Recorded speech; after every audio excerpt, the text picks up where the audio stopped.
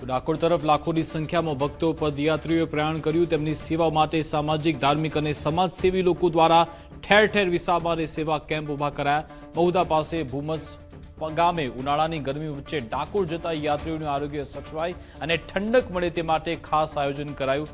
માધવ વિસામો ભક્તો માટે ઉનાળાની ગરમીથી રાહત મળે તે માટે 10 ટન શેરડી લાવી શેરડીનો અને લીંબુના રસનું વિતરણ કરાઈ રહ્યું છે। ચણાની સ્પેશિયલ ચાટ, સેવ મમરા અને સાદા ભોજનની વ્યવસ્થા પણ ઊભી કરવામાં આવી છે। ઉનાળાની શરૂઆત માર્ચ મહિનામાં થઈ ગઈ છે।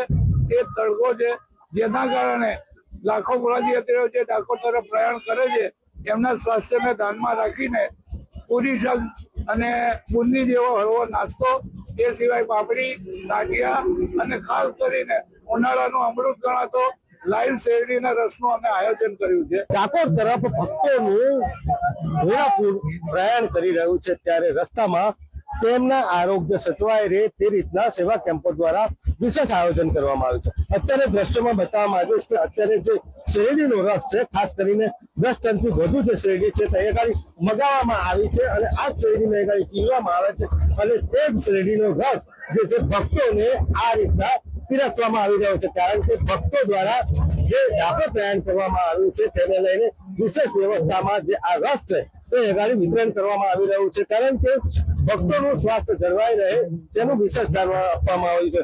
આ રસની સાથે સાથે અહીંયા ગાડી છાશ અને જે દિલ્હી ચાટ છે તેનું પણ વિતરણ અહીંયા કરવામાં આવી રહ્યું છે અને તેને કારણે ભક્તો જે થાક્યા ઉનાળાના તાપ વચ્ચે અહીંથી નીકળી રહ્યા છે તેમને આ રસ પીધા સાથે જે હળવો ભોજન છે તે લીધા પછી તેમનામાં અનેરો ઉત્સાહ સાથે જય રણછોડ માખણચોરના બોનાદ સાથે તેઓ ડાકોર તરફ આગળ વધી રહ્યા છે।